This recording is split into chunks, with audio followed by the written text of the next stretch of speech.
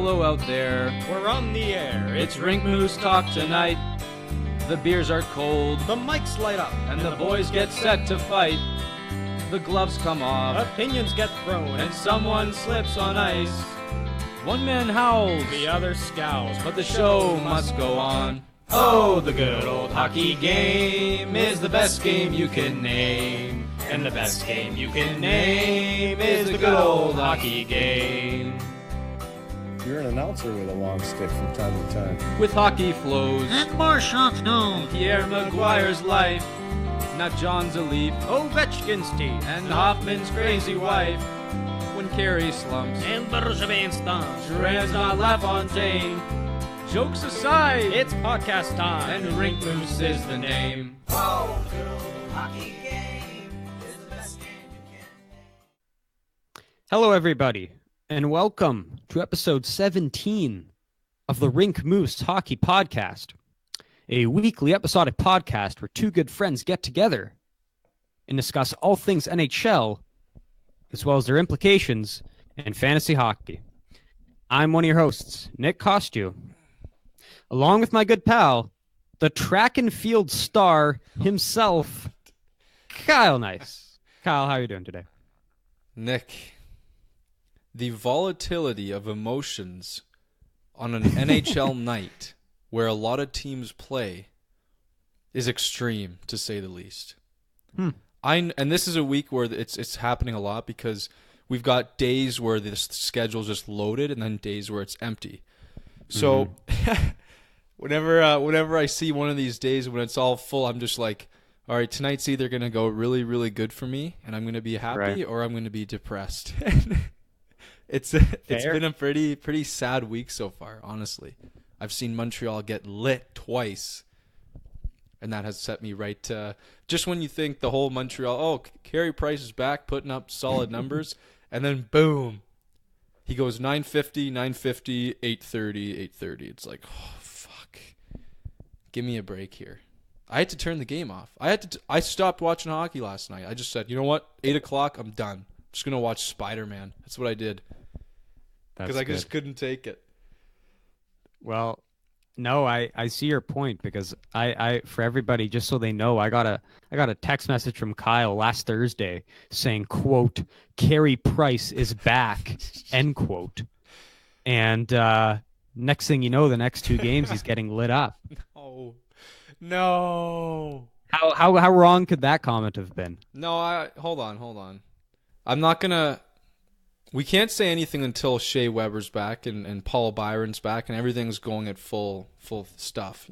You know, we can't really make a full judgment on him yet. But how cool was that moment when Price made that save on Ovi and he gave him a little clap and patted him on the chest there? Wasn't that funny?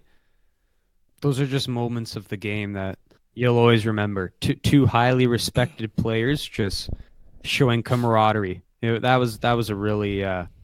It was a great shot, great save, and just a fun little thing to see afterwards. Yeah, and just the fact that it was in Montreal, there was almost a standing ovation for that one save. Oh, yeah. And then, it was just cool. Very cool moment. I think that those little things are good for the game. But then just a very deflating loss in overtime. I was just to lose like that with Lars Eller of all people, who they were booing right before the goal. They were booing, yeah. Oh, yeah. But anyways, we'll get into our first segment here if you want, which is some new coaches. So the first one here, Nick, is Todd McClellan in Edmonton is out and Ken Hitchcock is in. So what we have here is we actually had Hitchcock earlier on say he was retired from coaching early on in the year, and now he's on just a one-year deal with Edmonton. I think they plan to play out the season and then fully reevaluate after this year in Edmonton. Honestly, I don't think there's a whole lot that Todd could have done with this roster that he was given. But that being said, I don't mind this move simply because, and you know, I'm not much of a coaching kind of guy. Like, I don't know a whole lot about coaches. What I do know is that Ken Hitchcock is somewhat of a defensive specialist in the way he sets up his systems. So I don't think this change can do anything but help Edmonton, who is obviously very porous on defense. Now, I don't know how he handles the McDavid line. I've heard little rumblings saying, you know, he's going to let McDavid's line go loose, give him tons of minutes, Just, here's the ball, you run with it, do what you want, and then maybe put in a bit more defensive structure with the rest of the lines. But, I don't think this could go anywhere but up for Edmonton right now because, I think they couldn't look any worse than they already do, right? I mean, I know he won his first game there, but I like Hitchcock here, at least for the 1 year. I don't see him as a long-term thing in Edmonton. But, I think this could be okay for Edmonton, especially helping out Cam Talbot and Koskinen back there. I think this could be good. Yeah, well, I actually want to dissect this looking at two individuals. Number one, I want to look at Peter Chiarelli. Oh, boy. Because this is interesting in my opinion. Because I think it's interesting because I've heard a lot of people say, quote, this is the last bullet in his chamber. It's the last bullet he's got left. Right? Imagine that some guy approaching him with an axe about to kill him. Sorry to get graphic here. Oh. And Chiarelli's backed up into the corner and he's got his one pistol and he's got one bullet left. This is it. Yeah. This will define his career in Edmonton because to this point it's been shit. I mean, you guys know the details. The Barzell trade where he trades the pick that was to be Matthew Barzell for Griffin Reinhart.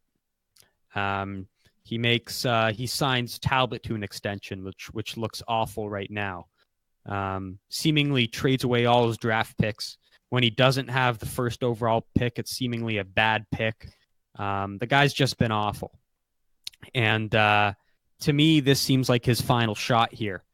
And I'm not all that surprised it was Hitchcock, because when you look at Chiarelli and who he's brought into this organization, whether it be Lucic or Larson, he tends to go with heavier, slower, physical players, guys who don't necessarily meet the mold of McDavid. And that's why he has been criticized, because he's essentially infusing a lineup full of slower talent, slower guys who should be speedier playing with a guy like McDavid. They just can't keep up.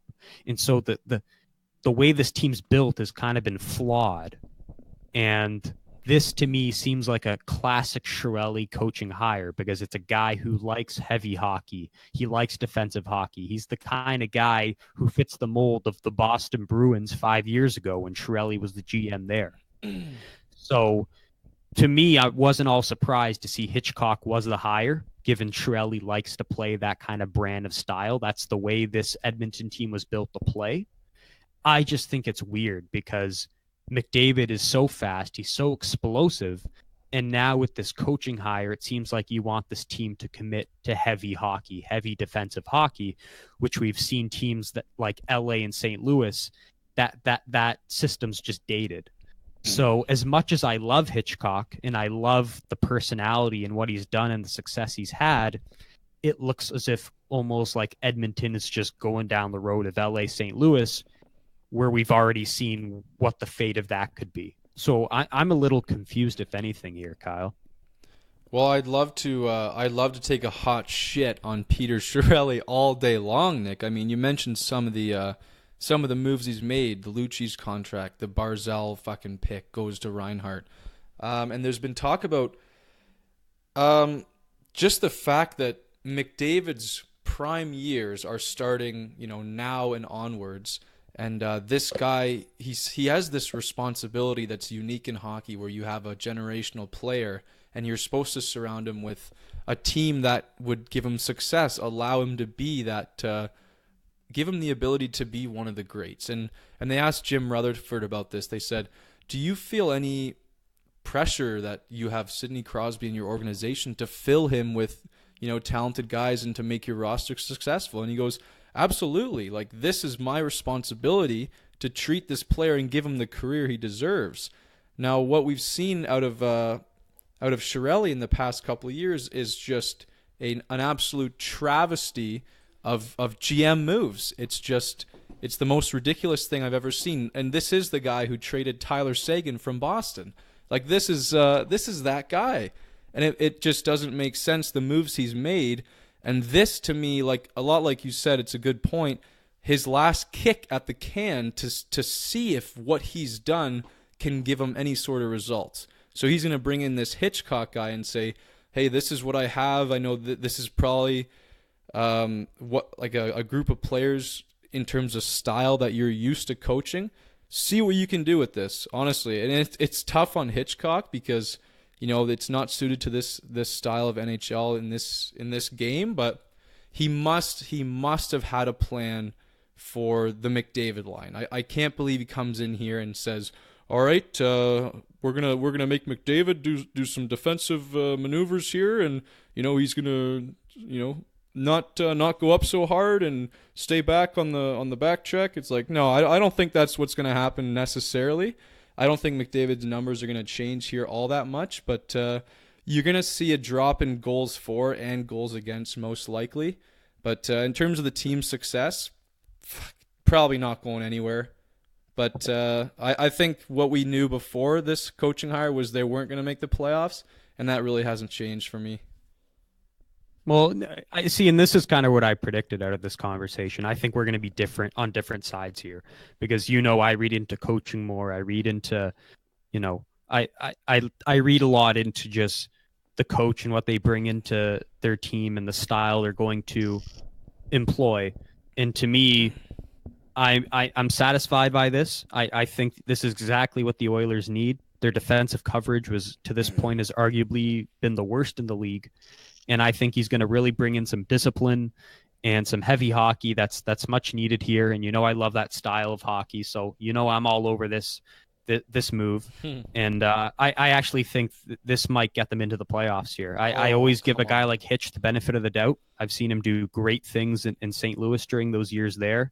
He did great things in Dallas, looking way back then when he was there. I'm a big fan. Like you said, I think he's going to really play those strong players a lot. McDavid's going to see 25 minutes a night. Draisaitl, I expect him to separate McDavid and Draisaitl, bring Draisaitl more into a checking role, so maybe he loses some of the points, but becomes more of a two-way player. Bring Nuge back up? Sorry? Nuge back up to McDavid's line? Well, I don't know too much about Nuge. I'm just speaking from the center perspective here. I see McDavid. He'll keep going. He'll keep putting the numbers up. His style of game won't change. I think he's going to ask a little more out of a guy like Draisaitl. I think a good comparison would be Mike Modano when Hitchcock coached the Stars back in the late 90s, early 2000s. Modano was a high-scoring guy, but when Hitch went in there, he told him, okay, I need you to play more of a two-way game if we want to win here. And sure enough, that's what happened. So if anything, I see a comparison there with Draisaitl and Modano. Yeah. And I think this is going to work. I think as much as I want to shit on Peter Chiarelli, this was the right hire for the right time. And it may take a while. That game against the Sharks, I know it was a short sample size. It wasn't perfect, but he got the job done. And I'm very interested to see how long this takes and what exact adjustments he employs here. A really interesting quote that he said that I picked out was, I'm going to bring in a style. You might not be comfortable with it, but if you buy in, we will have success, which I thought was like, that's very bold. And I liked it. I mean, it was cool to see. I'm not saying, the Edmonton Oilers are going to make the playoffs. That's not going to change my mind. But I like his confidence there. But I'm going to make a quick prediction here that at the end of this year, Chiarelli is going to be gone. I think if they don't make the playoffs this year and they don't come close, like they don't fight for a wild card with a legitimate chance, I think Chiarelli is probably gone. When people are saying they're going to reevaluate, I think it's black and white, the moves that he's made. So hopefully Daryl Katz or whatever his name is. I know his name's Katz, but man, he's got to smarten up here. Get this guy out of here, seriously. And then I guess we'll move on to our next coaching move, if that's all right, Nick. Yeah. One more thing I will say is I picked up a stat from our good bud Gord Miller, who I'm just going to bring back into the fray here. Yep. At Edmonton, players on the so anyways, I'll give you some background here. Gord Miller says he evaluates the best teams in the league based on their roster and how many players on their current roster were taken after the first round or were drafted as unsigned were signed as undrafted players. It kind of gives you a good definition as to general managers and how they've done and How did how you they've build the team? how Yeah. good these how these players have been drafted. And needless to say, if you look at teams like Tampa, Nashville, Toronto, it tends to be around 9, 10, 11, 12 players. that are drafted? Edmonton, all but 2 players have been taken after the first round or signed as undrafted FAs. Oh my god. That's Yeah. bad. Oh, That yeah. is nasty. So yeah, I guess So- they're drafting All the in more late reason to rounds. fire him, yeah. Yeah, I mean, long time coming. I'll be honest. I don't want to talk too much longer on this, but I'll be honest. When they made that Griffin Reinhart move, I wasn't all that upset because I didn't know. I didn't know how bad this would turn out. But Right. we talk about the 2015 draft as being the best one in recent memory, maybe since 03. And he fucking traded a mid-first for a guy we'll never see in the NHL ever again.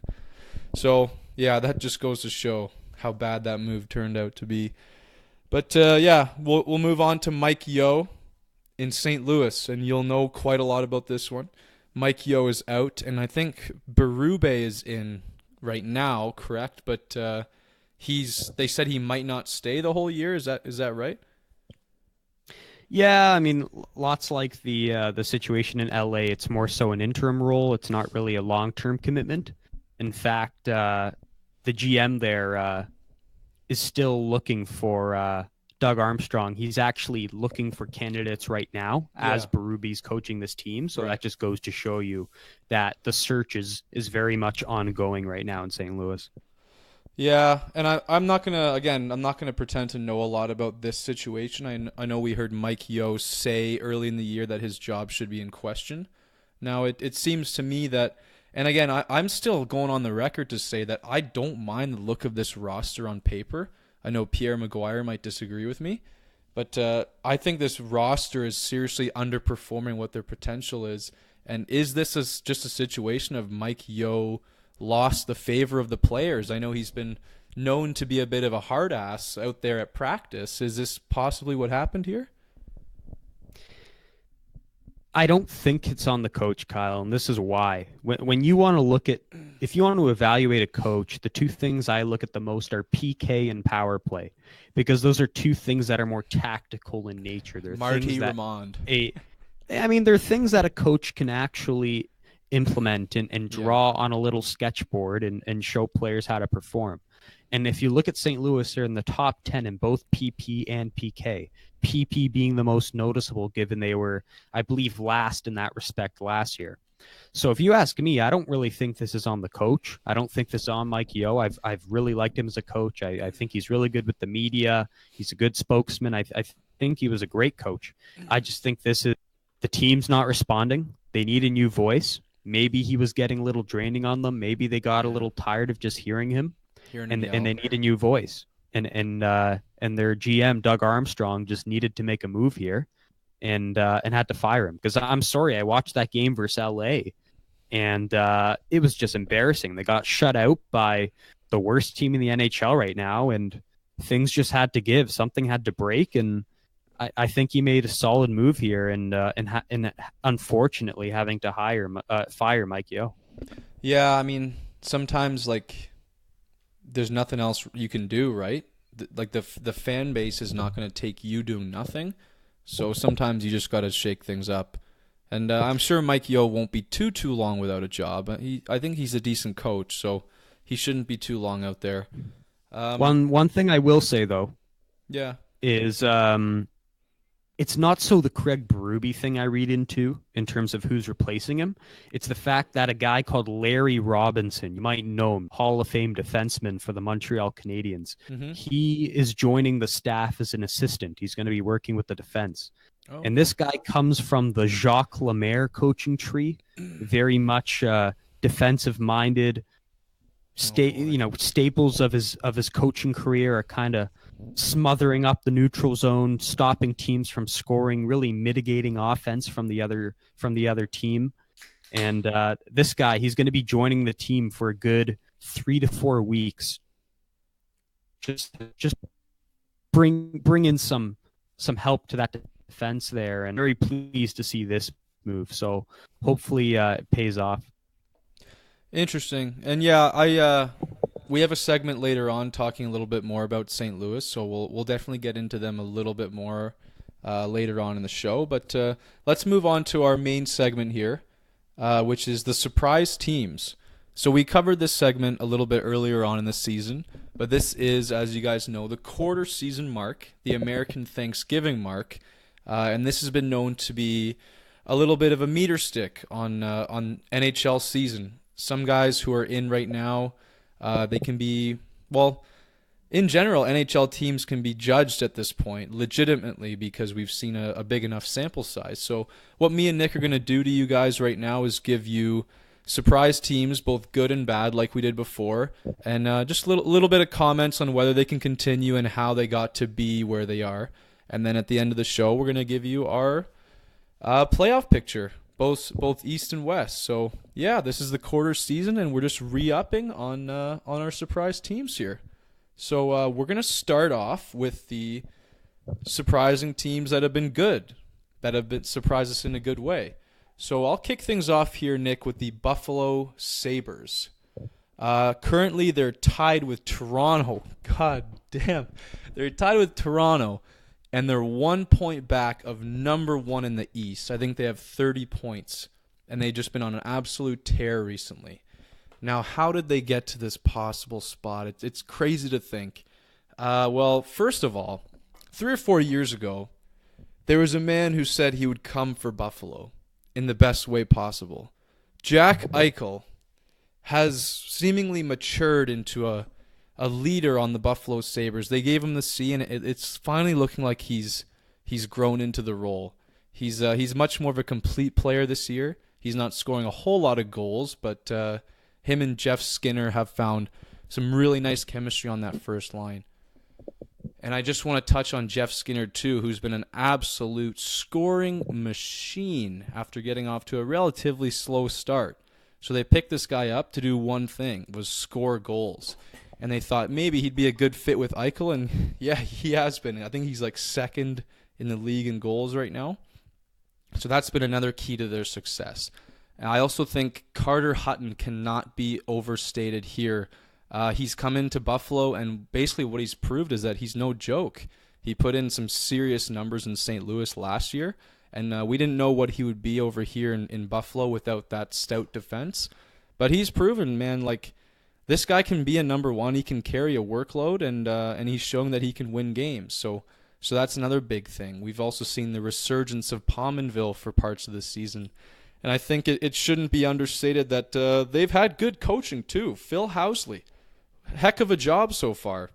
I mean, he's turned this group into a team that can just find ways to win, and I think the door is wide open for them to get a leg up on Boston right now, who's got injury trouble big time with Bergeron and Chara out. So, you know, if they can keep doing what they're doing, at least like 80% of what they're doing, and Boston, you know, loses their way a little bit without Bergeron and Chara, I don't know, but Buffalo, they could really cement themselves here in the coming months. What do you think of Buffalo?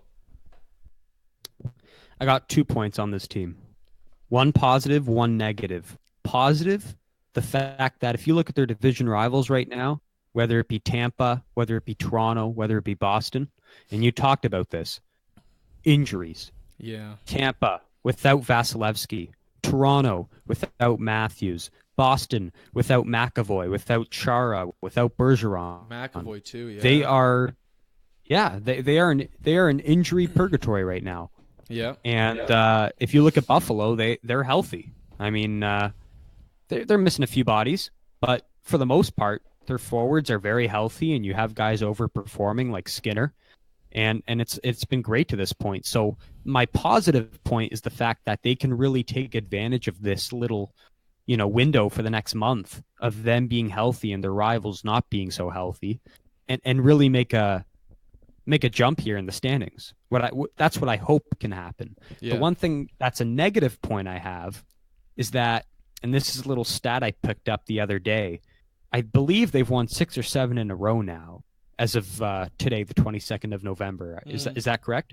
Something like that. Yeah, they're on a tear recently for sure. 5 of those games that I just mentioned, 6 or 7, sorry, I forgot the number there, but 5 of those games they have trailed in.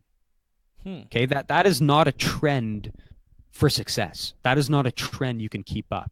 Kudos to you for having come back in 5 of those 6 or 7 games.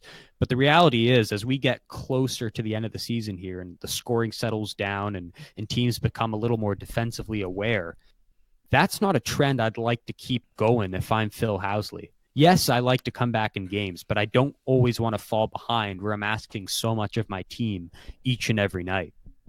So if I'm Buffalo here, I'm a little concerned about that stat right there, because it shows, yes, we've been great. Yes, we're right up there with the Leafs in the standings. But the reality is we just barely got there. Like, we're just winning these games. It's not like we're blowing teams out of the water like the Leafs or Tampa have been doing. So that, I had a positive point, but that's a negative point that you ought to be looking at and something that you hope to fix if you're Phil Housley and his staff. Fair enough. And it's funny, Nick, when I look at Buffalo and the thought of playoffs, doesn't it feel really hard to imagine them in the playoffs? Like, they've just been bad for so long. I can't picture them in a playoff series against anybody. So for it to happen, I would love for it to happen, man. I couldn't imagine. Imagine we had a Toronto Buffalo first round somehow. Oh, fuck. Fantastic. I would subscribe to that for sure. But let's move on. Hey, it could happen because you could yeah. foreseeably have the Leafs come first. Yeah. And play the Buffalo wild card. come, last or first in the wild card, either the second spot or the first spot. So it could happen. 100%. And that'll be a sweet Eichel versus Matthews. Of course, that's going to be the storyline. It's going to be amazing. And just a little side note, just real quick. I heard, because Skinner's on a contract here, I heard he's asking for north of 9. Wow. North of 9. You're not getting north of 9, but that's going to be one of those issues with Skinner lighting it up this year. Is they're going to, like, how are they going to pay him? What are they going to pay him? And that kind of thing. But let's move on to number 2. A team that I seriously dislike in a major way. The New York Rangers, Nick. I kind of had this team in the hunt for Jack Hughes, because I do not like this team. But how did they get here? I mean, Henrik Lundqvist is playing great. Kreider has been a revelation this year. He's played amazing. Pionk on the blue line has been a surprise. There's some good things happening here, Nick, but this to me seems seriously not sustainable. I think that right now they're second in the Metro. And yeah, go figure. The Metro is just a disaster so far. A lot of the Metro teams have seriously underperformed. But there's no way this New York Rangers team is going to stick around.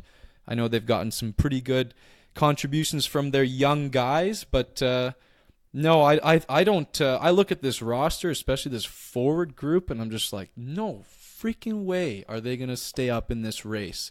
So I see them plummeting sooner rather than later.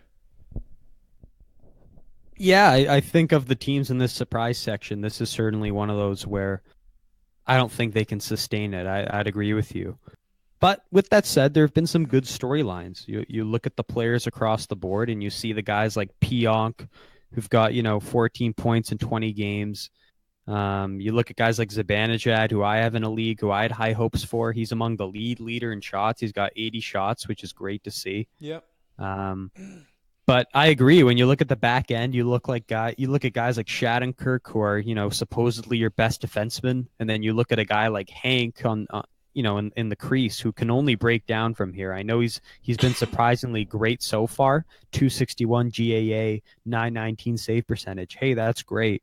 But it's only been, we're only a quarter way through here, and I could definitely see those numbers regressing significantly. Yeah. Alexander Georgiev has been fantastic. Who the fuck is that? Hey, he's been very good. But again, short sample size. I don't know if he can keep it up. Yeah.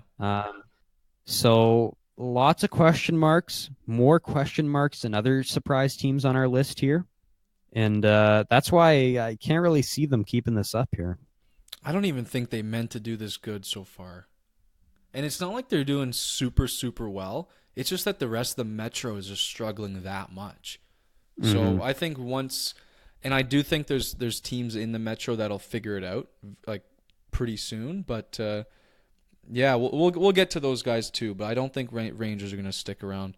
Number 3 on the good surprise list is the Montreal Canadiens. And man, oh man, Nick, these guys have been stressing me out recently. Like, I almost wish they just didn't get off to this start, because now it's like I'm stressed about them winning. So it's really hard. I mean, I kind of feel where you're coming from, because like you've seen your teams just plummet, St. Louis and LA. So I'm just feeling so much stress every time I flip on the game. It's like, man, this sucks. But we've seen, how'd they get here? Yeah, so Claude Julien has rebranded their game into a fast brand of hockey. We've seen the breakout of Max Domi as a star in this game. We've seen chemistry between Domi and Drouin that it looks pretty promising, that we see those guys kind of leading that line and leading the way offensively. Gallagher's Gallagher. And you're still doing it without Weber and Paul Byron. So those are 2 guys that have a huge imprint on this roster too.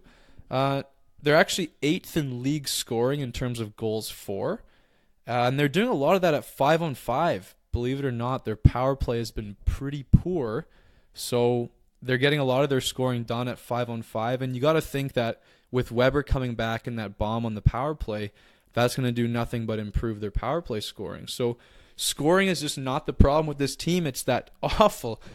Sometimes, man, this defense, I could swear it's the worst in the league, because they're 28th in goals against, not goals against per game. It's just straight up goals against. And our criticisms from early on in the season, the fact that they're slow and they lose coverage. I saw Taylor Hall just turn a guy inside out with their last game. I think it was last night. And they got scored on there. So their defense has been poor. Their goaltending has not helped all that much, although Carey Price did seal a couple games on this recent road trip. But it's tough for me to judge these guys without Weber being back in there, because he is such a big part of this group. It's tough for me to judge, but I think they're going to be still fighting for a wild card spot come end of the season. Whether they get in or not, it's going to be a huge coin toss. But I think once you get all their players back, and if Domi and Drouin can keep this up, this chemistry, I think you might see a playoff team here, Nick. It's going to be an easy first round exit if they do make it, but you might see a playoff team here. Yeah, to me, it comes down to how good this team gets when they get those missing pieces of the puzzle back. When you get Paul Byron in, what happens? When you get Shea Weber in, what happens? Because right now, I agree, this team looks like a mess in their own zone. You watched the game against New Jersey last night. Carey Price has no chance on any of those goals. I had to stop watching. You look at you look at their stats, their team stats here, and goals for, they're surprisingly up there, in the top half of the league. But goals against, bottom 5 in the league. They're letting 3.41 goals against per game, and I'm not surprised by that number at all. So you've kind of see them sacrifice the defense for offense, and it's a sacrifice so far that they've been happy to make, given they sit in a wild card spot right now. But over a whole year, I don't think you can ask that much out of Carey Price. At some point, you're going to have to really hunker down here and fix some things in the defensive end, which I hope a defensively minded guy like Claude Julien will be more than capable of doing, especially once he gets their so-called best defenseman back in Shea Weber come mid-December. A couple more notes on the defense here. Jeff Petrie has been fantastic for what he's been asked. This is definitely not, when they acquired him, this is definitely not how they saw him playing. But in the absence of Weber, he's been just a fantastic fill-in. Just that he's performed every role they've asked him to. So that gives me a lot of hope, knowing that if they move him as all of a sudden a second pairing guy, he's looking really good in that role. But guys like Carl Alsner, who's been scratched for like 16 of 21 games. He's barely on this roster anymore, Nick. Carl Alsner has played like 6 games. Jordy Ben has just looked as bad as everyone thought. He's just getting turned inside out. I think he might have been the guy who got burned by Hall on that play. And man, I don't know how they keep giving him. They give him pretty decent minutes, man. Like I don't know why they keep putting him out there. Guys like Mike Riley are guys I'd like to see get more of those minutes. He had a pretty good goal the other day on that road trip. But yeah, the defense is like we thought. They're slow right now, and I don't know if that's going to change this year. But yeah, we'll see what happens with these guys. One more thing. Get your fucking power play together. Oh, 13.8%, 28th in the oh, NHL. God, yeah. Get your act together. This is almost LA Kings bad. It's nasty. Okay? It's terrible. You at some point you got to stop throwing Duran out there if this is going to continue, because this is just god awful. I'll tell you the problem, and I've noticed it a lot, is entering the zone. You've got obviously Duran. They're choosing as the guy to drop it back to and enter the zone, and too often he's entering the zone and trying to get by 2 guys and having it poked away. Now, once they're in the zone, I love Duran on that power play, but maybe give a guy like Domi the privilege, the responsibility of bringing that puck in, because Duran's just not doing it right now. He's trying to take on too much at once. But once he's in the zone, I love Duran on the power play. Don't get me wrong. But man, him carrying it in, it just fucking I hate it. I hate it so much. I hate it so much.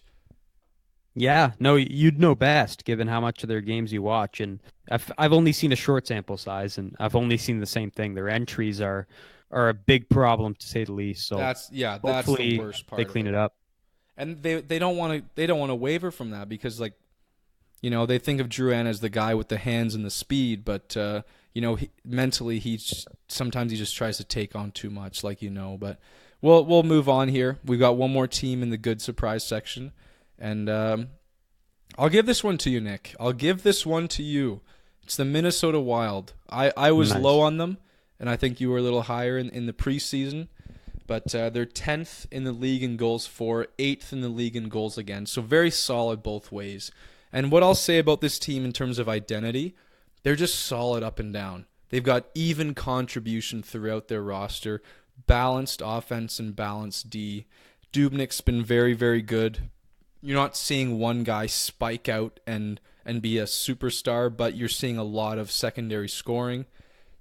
To me it seems like it's a product of good coaching. It's just a very solid veteran group.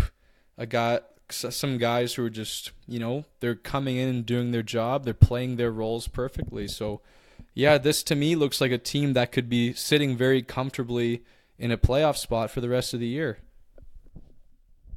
Yeah, I'm not surprised at all. In fact, I'm a little over surprised. I think I picked them as a wild card team, and right now they look like a division playoff team in my opinion. Yeah, I look at them, how they're playing, and they recently had a Californian road trip. They played really well on that trip. They showed me a lot there, and then they lost a few games. They've kind of been streaky. They won a lot of games consecutively, then they lost a lot consecutively, and now they're kind of in limbo. So they're just trying to find their way, but for the most part, they've been great. From the defensive side of the ice, they've been fantastic. Yeah. If you look at their shots against per game, it's among the league best in the league. The 12th best in that regard. Goals against, like you said, 7th best in that regard. So they check all the boxes for me. And when you look at certain players who've just had surprisingly good years, I mean, Parise out of nowhere, 19 points in 21 games. Mika Koivu out of nowhere, 19 points in 21 games. I know these guys are old, but they're still contributing. And then, of course, you got that youthful exuberance in guys like Matt Dumba, who's had a great year. I was watching highlights the other night. This guy, he scored a goal on the power play. It was the funniest celly I've ever seen, Kyle. He straight up took his hand out of his glove. The handshake. In his celly, he gave a firm handshake to his defense partner. I fucking love that shit. I'm going to pull that shit in 3-on-3. That's fantastic. Yeah, that's good. So I just love the character here. I love the enthusiasm. I just lots to like in this team, and I only see them keeping it up from here on out.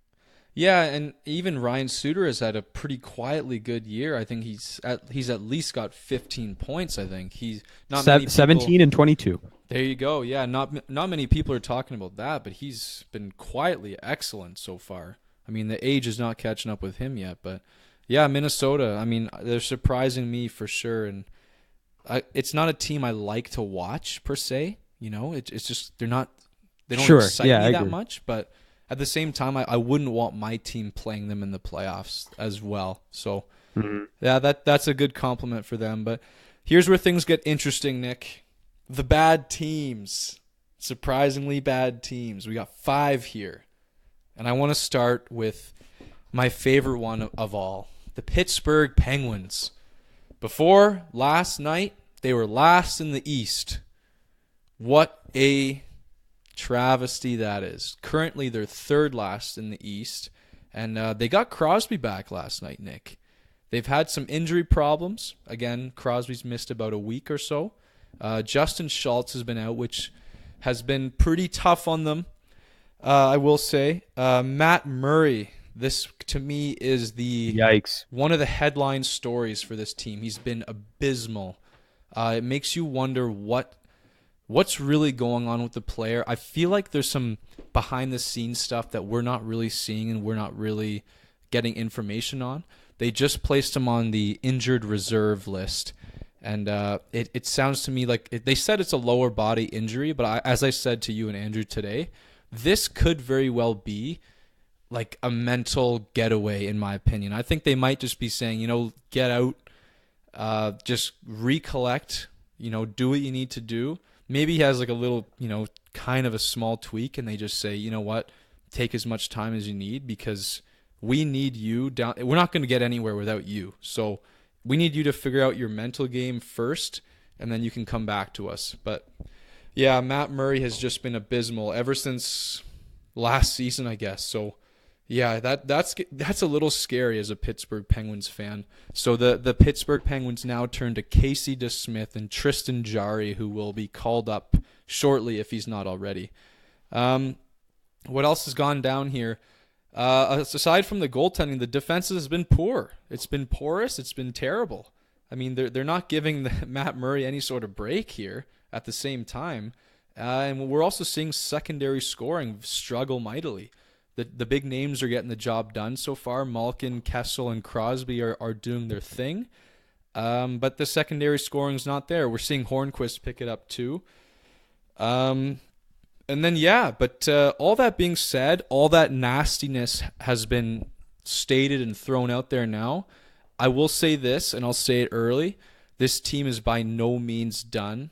They are very, very, very soon going to be flying up the standings. I'm telling you right now. You heard it here first. This team is ready to take off. I watched the game. I watched parts of the game last night, which was the Crosby's return from that little injury. Man, did he look vintage Sid Crosby. I mean, it just looks like you can't really count them out yet. They're very motivated to jump back up. And, one more win and they're only 4 points out. And the Metro's so weak that you couldn't really see them stand down too long, could you? No, I think in order for teams like the Rangers to fall in the standings, you're going to need those teams that have underperformed, like the Pens, to overperform. Yeah. And I think there's just too much veteran experience on this team. There's too much leadership. There's too much class, too much character to just falter without saying anything, At the very least, they're going to come very close to the playoffs. That's the very least. But in my mind, yeah, I agree. They're still a playoff team. They're going to miss Matt Cullen for a while, which I think is a little concerning. He's kind of their staple fourth centerman. I don't like seeing that. I also don't know if DeSmith is capable of anchoring so many games. I know this is kind of like his first full season, so I don't know if he's ready to just be a starter with the struggles of Matt Murray. So there's still a few question marks, and that's why I'm not too bullish on this team, at least not as bullish on them as you are. But you got to think with all these, crappy teams overperforming like the Rangers, that the, Pens should get it back together here. Yeah, one thing that should be mentioned too is they recently got Derek Brassard back, who's their third line center right now. So that's major news for them too. So that can do nothing but help. A lot of people were saying Mike Sullivan, their coach, his job might be in question. I do not think so, at least not this year. I think Rutherford is smart enough to see that it hasn't been his fault thus far. And I actually really liked how Tanner Pearson has looked now that we're on the subject. I was nervous about him and how he'd fit in, but he's been playing on the Malkin Kessel line. And I'm telling you, he's fit right in. And he got his first goal with the team. Actually, first goal of the season, I think, just the other night. And yeah, he's looked just fine, Nick. He's fitting right in on that line. So. And it looks like Malkin really likes the guy so far. It's like he's taken him under his wing. He had a very funny interview with the guy between the benches. I forget who was doing it, but Malkin had a hilarious, horribly translated Russian kind of style interview. But yeah, it looks like Pearson's fitting right in, and Sid looks as deadly as ever, at least last night. So yeah, this is a team that we're gonna see rise, but. This next team, I'm not so sure. I'm really not so sure. I'm actually kind of this one, it pains me. It's the Philadelphia Flyers, Nick. They're second last in the East, 29th in the NHL in goals against. And here's my not so bold prediction. Short term, Dave Hackstall is the next coach on the chopping block. I think it's inevitable right now. Because it's another team, they're looking at themselves and going, here, I know we don't have goaltending, but what else can we do right now? We have a good roster, but there's some guys who are seriously just underperforming right now. I'll go through a couple right now. They've got young players who are good name guys who have not taken a step forward this year. Provorov has been awful offensively. He tied with the league lead in defenseman goals last year with 17. He's been terrible. He's got 5 points. We've seen Nolan Patrick, Travis Konecny, and Shane Gostisbehere go from a lot of promise to having just meh seasons. And you can't have those three all together be meh. That's another thing that's sinking this team right now. They need a goalie as bad as anybody in this NHL. I'm telling you right now, Elliott's been okay recently, but he's out right now. You've got Pickard and Alex Lyon as your goalies right now. Oh my God. That won't get you anywhere. What I don't think they need to do is make a knee-jerk reaction and start making trades. I want you to wait till Elliott gets back, and I think the coaching change is due pretty darn soon. But in my opinion, it's too late. As much as I hype these guys in the preseason, I think these guys, it's too late for them to make a serious go at the playoffs this year. Just with that goaltending, I don't see it happening.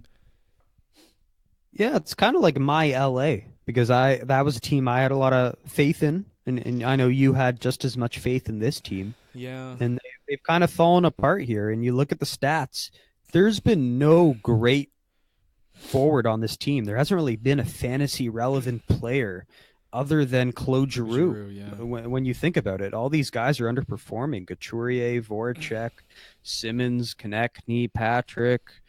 The list goes on. Yeah. And the goaltending's god awful. When are you going to call up the kid who's in the AHL right now? Like something's got to give, right? Yeah. Here's the problem though. He hasn't done super well in the AHL yet, and that's typical for a young guy. But the last thing they want to do is put him in a situation where he's on like a losing team, and that's something that probably happens later in the year. I'm just saying, if I'm Philly, I'm kicking myself because I lost Hitchcock. I could have had Hitchcock. Maybe he'd bring some life to this defense, fix that goals against. Eesh. And now I'm there, and I'm like, well, shit, there aren't many candidates out there other than, maybe Quenneville. but I don't even know if he's interested in getting right back into the coaching fray. I do think John Stevens from LA would be a good fit here. No. Oh yeah, he's great. He's a native of Philadelphia, which I think would be very fitting. Well, there you go. And he again, very astute defensively, can maybe bring in that defensive system they had in LA to Philadelphia. So hey, if that happens, that would be pretty cool. But that's just a little under the radar thing I've been thinking about. But we'll see what happens here. But I do agree with you. I do think this Hextall character is the next on the chopping block here. Yeah, and man, I'm telling you, it's one of those teams where all their young guys, and I have Provorov, not for much longer, mind you, but I'm just waiting for guys like Konechny, Konechny and Patrick. How are they not taking another step? And how is Gostisbehere going such a step back? Like last year, we're talking about him, and he's like, oh man, this guy's like going to be an offensive dynamo. And we talked about how he was sort of inconsistent, but I mean, come on. This team is like the young guys. Like, where are these guys? And we saw Couturier have a super career year last year. Couturier hasn't been all that awful, to be honest. He had a really slow start, but he's picked it up recently. But man, oh man, it just seems like everyone's down on themselves, and the negativity is unbelievable. So, yeah, it pains me, but yeah, the Flyers are just. They're not good right now. They're just not good right now. And they need Elliott back in a bad way. And even then, they're not good. So we'll move on. We'll go to a team that seriously confuses me. The Florida Panthers, Nick. I mean, who saw this coming? They're last in the East, third last in the NHL. They have an awful penalty kill, 27th in the league, but they have a great power play. With sixth, they have the sixth best power play in the league. They have a middling offense in terms of scoring, 5-on-5, but their defensive is in the bottom third of the league. Now, how did they get here? Losing Luongo early on in the year, that set them on the wrong track to begin with. I think that's, you don't get off on the right foot like that. But they seemingly had all the pieces to succeed. I mean, you've got Hoffman, you've got Dadonov, Yandel performing like stars. Like, these guys are probably exceeding all expectations that were placed on them. Each one is a point per game, I think, and Hoffman's probably over a point per game considering his streak. Other than the goaltending, I don't get it. Like, you've had poor goaltending, but like, you look at this team, it's a solid defense. All those offensive guys have been performing. Huberdeau's been fine. Barkov has been fine. He's about a point per game as well. So I didn't get it then, but now you've lost Trocheck. And this is, in my opinion, just a devastating blow for the Florida Panthers. I can't say enough about how much Vinny Trocheck does for this team. The amounts of minutes he puts up. Just face-offs in key positions. He's on the power play. He kills penalties. He's a two-way guy. Jared McCann is your number 2 now in center. You're done. Florida's done after this. Like, they were already getting off to a bad start. Now you lose Trocheck. I'm sorry, but there's no coming back from this, in my opinion. This is a devastating blow. I don't know how long Trocheck is out, but from what I've heard, it's a long time. They said he's out indefinitely. He's got to have surgery on his ankle. You had players with their faces in their hands. It's not looking good for Florida, and I did not see this coming in the slightest. Yeah, I can't disagree with you, because I look at their depth now. I look at their centers, 2, 3, 4. McCann, number 3. Yuho Lamiko. God, who is this guy? Where is he coming from? I have no idea. He's straight out of House League, and he's centering their third line. Aurora House League. This is not good. Yes, like, this is not good. And what I liked about where they had everyone slotted earlier was you had Barkov, Huberdeau, Dadonov, Yandel, Trocheck as your first PP, and then you had the depth of putting Hoffman to kind of run the show on your second PP, and I thought that was great, and that's why that PP percentage is so high. Yeah. But now you have to put Hoffman in Trocheck's spot on the first PP. You've overflown the first PP, and now you have fucking Vetrano and McCann and on your second PP, and I'm going, well, shit. Like, who's going to score here? So I'm concerned. Luongo hasn't shown he can stay healthy. I know he's been great when he's in, but hasn't shown to be healthy. And this is scary. And not to mention, you have teams like Buffalo who are showing life and could foreseeably oust Florida in those initial standings predictions we made earlier. So Big life, yeah. this is not good. This is not good. And Trocheck being out for what could be the year, to me, looks like almost a final nail in the coffin here. So this is they're going to need to do a lot of work if they want to make the playoffs here. If you told me that Hoffman, Dadonov, and Yandel would be performing at the clip they are right now, and then you told me that they're last in the East, I'd slap you straight in the face. It just doesn't make sense because you're getting what you wanted from all these guys offensively, and yet you're just getting lit up like a fucking Christmas tree. It doesn't make sense at all. And probably Reimer is a big one to blame here. Like when Luongo was out, those two goalies they had, they didn't help this team at all. So you can kind of point at that, but man, this looks bad for Florida big time. Yeah, like I said, I'm concerned. I'm a fan of the team. I'm a fan of the fan base. I hope to make the playoffs. Yeah. I'd love to go down to Florida and watch a Leafs-Panthers playoff series in round one. That would be wonderful. Sure. But I have my doubts, so we'll see what happens here. Number 4 on the list, St. Louis Blues. Second last in the NHL. Second last in the Western Conference. Bottom third of the NHL in both goals against average and goals per game. Like I said before, Nick, another confusing one for me because I like this team on paper quite a lot. I think their goaltending is awful, and I don't think they could win a playoff series with this goaltender. But I definitely thought they'd be better than they are right now. But another big question is, who's going to help Ryan O'Reilly here? Where is Tarasenko and what's going on? I thought this guy would have been scoring at a much better pace than he is right now. Another thing I want to say is you've got young guys on this roster, Jordan Kyrou, Robert Thomas, and Robbie Fabry, who have not done much for you at all. And then my next question is, I know Thomas got his first goal the other game, which is good for him. Good Aurora guy. But, beautiful goal. Yeah, I didn't see it actually, so I'll watch it right after this. But you're not getting enough from your young guys, let's be honest. You've got Kyrou, Thomas, and Fabry. My question is, why are all three of these guys still around? Don't you want to maybe choose one of Kyrou and Thomas to stick on the roster and send the other guy back?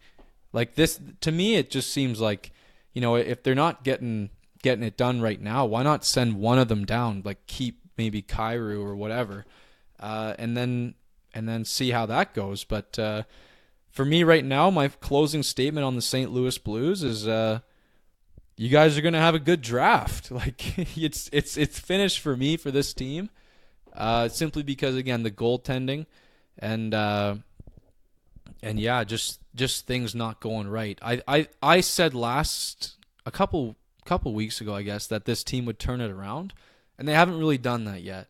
So I can't give them my faith anymore, Nick. I'm sorry.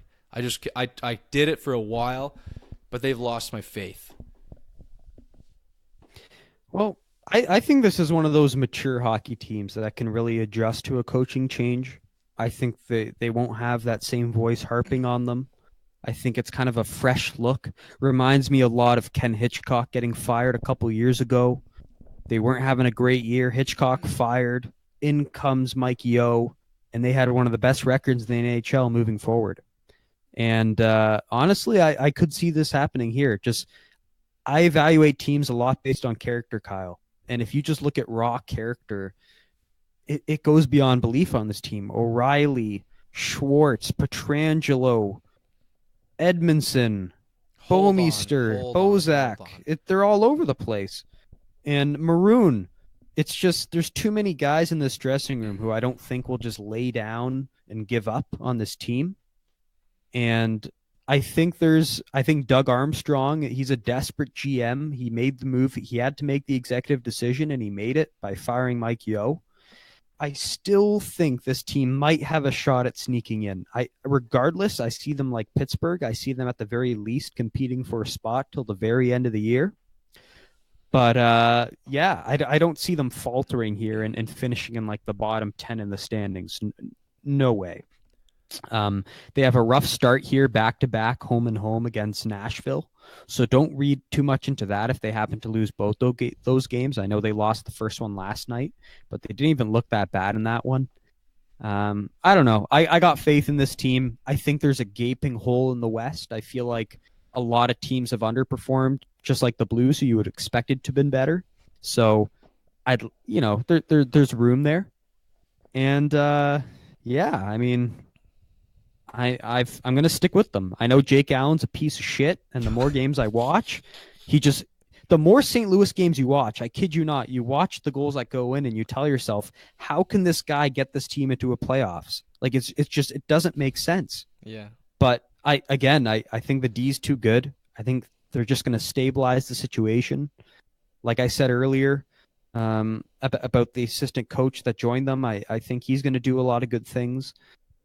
I keep having my fingers crossed on this team, and I still have some optimism. I still do. Let me ask you this, Nick. Why have I not heard a single word on Vladimir Tarasenko this year? He hasn't looked very good, to be honest. I watch these games, and he doesn't have the same explosiveness in his skating that he used to. He doesn't have the same presence on the power play. The power play is kind of in shambles right now because it's kind of like a 1A, 1B situation where there isn't really like a solidified number one unit. Honestly, there's just not a lot of speed on this team. I know they brought in good players, but like O'Reilly's not fast, Bozak's not fast, so you're not really putting him with all these fast centermen. And because of that, he's kind of just stagnantly playing there. And you're right. I mean, I haven't really liked his game. The stats aren't there, only 16 points in 20 games. I know he's covering shots as usual, but the shooting percentage is low, 7.4%. And I'm with you. I'm a little disappointed in this player, especially when I actually went off the record and said I'd take him over Blake Wheeler, which now is looking like a terrible decision. I don't blame you, Kyle. He has not looked the same. And I can only hope he can get himself out of this rut because it's been very un-Tarasenko-like to this point for sure. Sort of unrelated question, but are Thomas or Kyrou eligible for the World Juniors this year, or are they 20 years old? I could not tell you. But what I will tell you is that I think they are still 19. I'd like to think so. Yeah, I think so.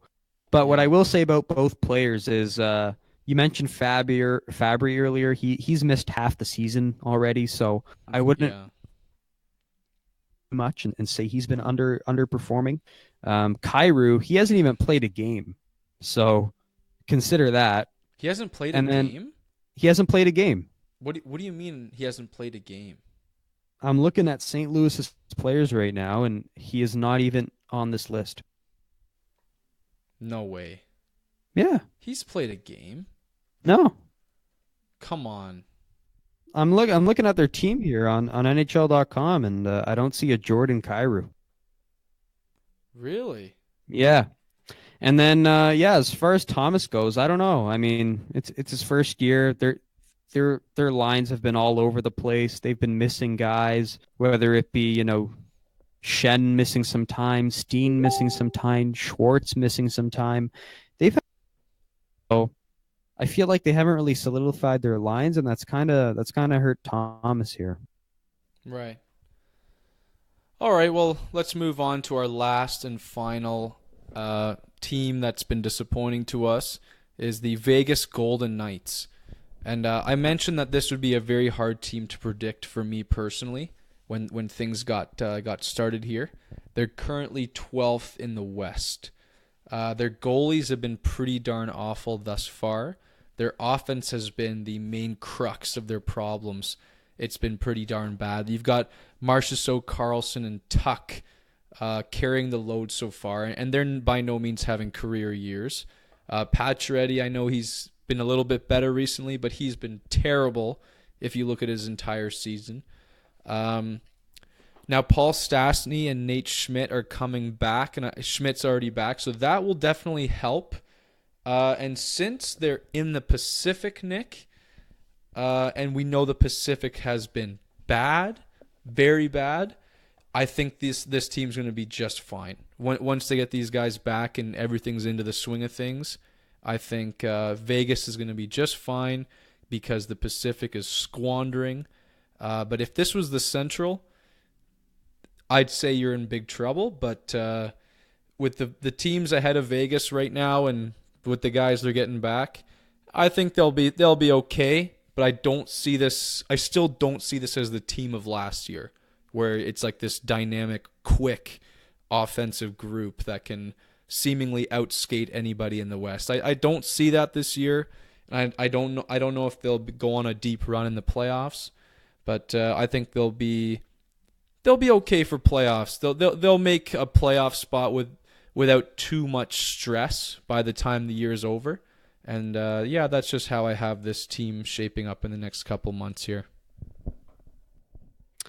Yeah, I don't have too much to say on this team. I mean, you'd like to think they can make it again. It's hard to see a team make the Stanley Cup final and not make it the next season. Yeah. Fleury surprisingly has stayed healthy, which is a good sign. Nate Schmidt, they recently got back. Paul Stastny, you hope he comes back soon. I still see pieces on this team. I really like it. I really like that fourth line they have of Belmar, Carrier, and Ryan Reeves. One of the more physical character, kind of hard-hitting edge lines in the NHL. I don't know. Pacioretty, you said he's getting it together. I like the team. I think they get it together. And like you said, with the weak Pacific Division, the window is open. So it's not like they're missing an opportunity here. Yes, they've sucked, but a lot of other teams in that division have sucked. Yeah, so exactly. I think the window's wide open, and they certainly have a good opportunity in front of them. So much like St. Louis, I can't say they're definitively making it in, but I certainly see them on the fringe, either fighting for a spot till season's end or making the playoffs. So by no means do I see this team staying where they are right now. Yeah, I should say as well is that when I look at this team this year, there's just that magic that you saw last year. I don't see that this year in terms of, I don't know what you can call it. Maybe like underdog attitude or whatever you want to say, but that fighter's edge they had last year, I don't really see it I don't see that this year. So that's why I don't have them as a great team in the playoffs per se, but they'll fight their way in. It's just I don't have as much faith in this team as maybe some people did in the beginning. But I know you wanted to say a quick word on LA before we move on to our next section here. Yeah, well, I left the viewers in suspense last week, saying they had a road trip coming up and they had to win the game against Chicago to keep their hopes alive. Kyle, did they win the game against Chicago? They did not. They did. They actually won in a shootout. Yes, for me. So they won that game. They lost in Nashville as I expected. It was actually a pretty hard fought loss in Nashville. And then they beat St. Louis. So here I was, Mr. Optimist, saying, all right, you went 2-on-1 on the road trip. You did your part. You're still alive in Nick's books. And then they played the deadly Colorado Avalanche last night. Schooled. And it was not even close. There were plays in this game, Kyle. 7 seconds into a Colorado power play, they lit up Calvin Peterson in the LA Kings. It just did not look good. This Calvin Peterson guy, he was looking like the MVP of the NHL, and they made him look like a schlub. It was just awful. They ran him out of town. They ran this team out of town. This team looked god awful. This season is over. The LA is on fire. And hey, Willie Desjardins, I'll give you my all life savings if you can turn this around, but I don't think you're going to do it because this team looks well behind in every respect. The teams ahead of them just look a ton better. You see them lose to these teams like Toronto and Colorado, and it's like they're just in a different fucking stratosphere. It's like not even close. So this team's done. I see no light at the end of the tunnel. There's no optimism. Gabe Velarde, he's 2 weeks out, but he's not going to turn this thing around quick. I know he's coming back very soon, but he's not going to score any goals for you. So unless a big major move here is done, like a big trade that changes things, I just don't see things happening here. This should be over, Kyle. It sucks. It sucks. I know when you like a team, it sucks to say all this, but I said to you before the episode started, I think they would be a fantastic landing spot for Jack Hughes. I think when you look at the player, he's the epitome of the new NHL. Small, shifty, quick, and I think he could just he could be a centerpiece that you could really build around in terms of revitalizing a roster in LA. I think that would be just the antidote that they need to fix this team. So there's something to look forward to for you, Nick, big time in terms of the future, even if you do give up on this season. So that's a bit of a positive there. Yeah, I mean, I know the odds are low. I like the odds aren't even that high for if you come last. Yeah. But so that's not so good. But I'd still take the best odds because, like I said, I'd much rather finish last than make a run and just barely make the playoffs. So hopefully management recognizes that and they blow this thing up. Yeah, I think that's the best way to go at this point. But again, it's going to be hard to do that because you have these veterans on this team who refuse to lose. It's not like it's a team full of kids, right? Yeah. It's like guys who have class and character like Kopitar, Carter, Brown, Doughty, Muzzin, Quick. These guys aren't just going to give up and lie on their backs, right? Yeah. So it's not like your prototypical tank like the Rangers from last year or like the Leafs from 2 years ago. Like it's just that doesn't really exist on this team. So it's going to be interesting to see what happens here. That's why it's tough when you have a team full of proud, established veterans, is that you almost have to get their approval before you blow it up, right? Exactly. Because, all of a sudden you make a bunch of trades or you say that you're going to, this is our rebuild year. Then you get some guys who are unsatisfied and, it just becomes a whole mess of problems. So, yeah, I don't envy the GM there and what he's going to have to do in the next couple of years. But I think it's inevitable what you have to do because, the game's not changing anytime soon. And the roster just doesn't fit. So, there's tough calls will be made in the next couple months and years. And, this team's going to change. It's going to be fun to watch, but it's going to take a while, in my opinion. But anyways, we might as well move on to our last and final segment of the show.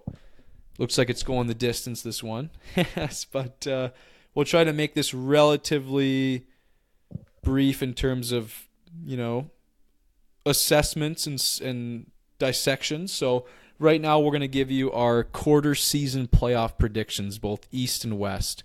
And how we're going to do it is I'm going to give you my East, broken down into Metro, Atlantic, and Wild Card. And then Nick will give you his, and then we'll chat in between. So I'll start off with mine, if you're ready. Let's go. The Metro Division, top 3. Number 1, Columbus. Number 2, Pittsburgh. Number 3, Washington. The Atlantic Division. Number 1, Toronto. Number 2, Tampa Bay. Number 3, Boston Bruins. Wild card. Number 1, Buffalo. I'm coming for you. Number 2, Nice. Montreal Canadiens. And that is my East. Okay, well, I will lead off here, unless you want me to comment on those picks. Oh, if it's burning. If not. Yeah, no, I'll just say something quick. I'm surprised to see Columbus number 1 in your Metro. Yeah. But when I think about it, there's flaws on Washington and Pittsburgh that are definitely glaring. So Yeah. I see why you got that going. And then, of course, with the Montreal bias, not so surprised to see them just make it there. You like Buffalo there? I do. And speaking of that, let's get into my predictions here. Yes. Metro Division. Number 1, Washington Capitals, defending champions, will finish first in the Metro. Number 2, Columbus Blue Jackets. Tortorella will rally this team. They will finish second in the Metro. Number 3, my surprise team, the Carolina Hurricanes. No. Loved what I saw out of them versus the Leafs the other night. They look like my kind of team, very sound defensively. They've been getting great goaltending out of Backup Benny. Not so much a backup anymore. He's been doing great, with more of a workload, which is great to see. Darling, I don't like so much. He hasn't been so great, but man, boy, oh boy, do I love this team. Especially if they get Nylander, things could be scary. So I got Carolina there as my 3, kind of my dark horse. Atlantic, Toronto number 1. I had doubts about this going in, but I like them now, just having watched their games. Freddie Anderson will win the Vezina Trophy. Ooh, Number 2, Tampa Bay Lightning. I know they lost Vasilevsky, but just too much veteran leadership here. I like them at 2. Number 3, Boston Bruins. Yes. They will overcome the injuries. They look too good. Analytically, they look too good. I like how they look defensively. They'll be just fine. And my wildcard teams, number 1 and 2 respectively, Pittsburgh and Buffalo. I don't know the order there, but I think Pittsburgh just gets in despite the struggles. And Buffalo, they kind of leapfrog over Florida, in my opinion. They look too good. So that's where I sit with the East. So I guess what we have here, Nick, is our Atlantic is exactly identical. Our Metro is different in the fact that Carolina is in. And I don't have Carolina in anywhere. Yes, I thought about it. I really did. I thought about putting Carolina in front of Montreal. Definitely not Pittsburgh. But, man, I got to say, this is a fucking goofy team, man. I liked it in the beginning, but I'm starting to get pissed off with their home celebrations. And it means nothing to how good of a team they are, but it's just getting a little tacky to me. And it's, if I were an NHL player who was good, I'd be chirping them all fucking game long. All game long. I'd be like, what are you going to do today, huh? And then whatever, doesn't matter. But yeah, I don't like their scoring ability. You mentioned if they do get Nylander, that is a huge if, and if they do, then that changes my entire thing for sure. And I know they're they're the front runners to get him if they do trade him. But yeah, I don't like their scoring, and I don't have faith in their goaltending. And that's why I don't have them in there. But it was close between them and Montreal. It was super close. But at the end of the day, I just went with who I liked more. So yeah, that's just me on Carolina. Don't like the celebrations anymore. Cut that shit out. Cut it out. Some people say it's good for the game. I don't say that. I think it's stupid. Yeah, it is pretty dusty, but I'll just leave it at that. It was cool in the first week, but I agree. It's a little too much now. What if you they're doing something new every time? What if you run out of shit to do? How stupid is this gonna get on their 20th home win? What's gonna happen? Oh, I don't want to think about it. It gives me the shivers. Let me get into the West. All right, here we go. Ready? Central Division, the best division in the West by a mile. Number 1, Nashville. They've cemented themselves as the best team in the West, in my opinion. Number 2, Winnipeg Jets. Still got a great record, and they can improve on what they're doing so far. Number 3, Colorado Avalanche. I know the Minnesota Wild have a spot right now in the top 3 in the Central, but Colorado is just too deadly to not have a top 3 spot in the Central. Pacific Division. Number 1, San Jose Sharks. They're on the rise. They're figuring things out, and the Pacific is weak, so it's theirs for taking. Number 2, The Calgary Flames.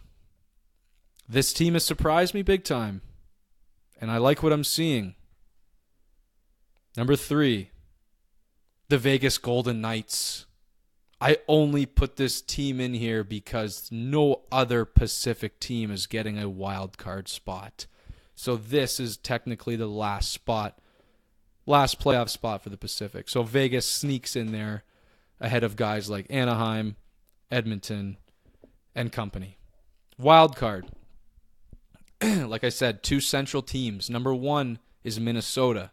I mentioned that I was surprised and I liked them earlier, and I think they're going to comfortably cruise into this first wild card spot. Not quite as high as Colorado. Number 2, Dallas Stars.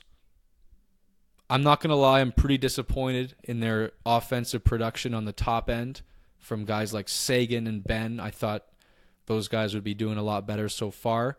But they've held their own, even regardless of injuries to their top defender there. It's John Klingberg. Yes, John Klingberg. So, yeah, they're doing all right. They've missed Radulov for parts, but that's my West there, Nick. Yeah, I think I can only spot a couple differences here. Yeah. Between mine, but I'll get into them after I've given you mine. Number 1 Central, Nashville Predators, the best defensive team in hockey, so that ought to be good enough to solidify yourself atop the best in the Central. Yeah. Number 2, Winnipeg Jets, too much class, too much character, too much leadership. That first line of Wheeler and Scheifele, best duo in hockey, in my opinion. Love it. They will lead them to second in the Central. Number 3, I like the Minnesota Wild more than the Colorado Avalanche, just because I see both ends of the ice. I see defense, I see offense. They just look more complete in both those respects. They may not have the explosive first line of Colorado, but overall they just seem better built, in my opinion. That's why I have them there at 3. Mm-hmm. Pacific Division, number 1, San Jose. Going to stick with my pick from the get-go. They're still finding their ways, but Pete DeBoer is slowly molding this team into the competitive team they're going to be come playoff time. Number 2, Calgary Flames. Yes. Defensively, I love this team. I've been watching a lot of Calgary games because they've just been spanking my Californian teams, and they've looked great on the defensive end of the puck. David Riddick has emerged as a starter on this team. Between him and Mike Smith, it looks like night and day. This kid is a star. If you're not a fan of Calgary, tune in. This kid is fantastic. Number 3, I like, and this is tough. Oh boy. I'm going to give this to Edmonton. Oh, Because I had them outside looking in, going in. we swapped. Yep. But I like Hitchcock. I read into this more than you do. I think he's really going to ride this ship. Him and McDavid are going to get along excellent. The native of Edmonton, Ken Hitchcock, will right the ship. Is he really? And yep, he grew up selling skates at a Play It Again Sports in Edmonton. Great story. And I'm telling you, that's how he got into hockey. This guy is a fucking. You should love this guy. And Wow. and he's he's gonna right the ship and he's gonna get it together. So I like Edmonton there. And here on my wild card, just to finish things up here, I like Colorado, of course. Yeah. Didn't pick them to be one of the 3 central teams, but they've shown me enough to kind of fit into my standings here. I told you I regretted not putting them in to start the year, but they look too good now. The first line's too explosive. Lots of low-key guys on their second line I like Kerfoot. Lots of low-key guys on defense I like, like Zadorov. There's a lot to like in this team. And then finally, my final pick, I'm torn between St. Louis and Vegas. Oh, wow. It's going to be one of those teams. I don't like Dallas very much, but Vegas, I see the upside there with just the veteran leadership there and the fact they made the Cup final last year. Yeah. And, of course, St. Louis for all those reasons I outlined earlier. So that's the one I'm kind of on the fence about.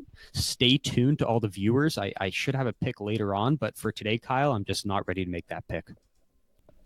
Yeah, Nick, definitely some interesting picks there, 100%. I'm really surprised about the Edmonton pick, without a doubt. I mean, if you see this much in Hitchcock that is able to change the culture of that team so much that they can actually push into into the Pacific, I mean, it's crazy. Yeah, I mean, even top 3 in the Pacific. I mean, I had Vegas there, so yeah, it's going to be fun to watch. But I mean, as a guy who had Talbot as a goalie for just so long this year, fuck, I can't imagine like choosing this team to start winning games. But as I digress. That's the end of the show for episode 17 of the Rink Moose Podcast. We hope you guys enjoyed it. It was a good look at the quarter mark of the NHL, and we kind of got you caught up to where we thought things have gone and where we think things are going. So yeah, we hope you guys enjoyed it. And this is Rink Moose signing off.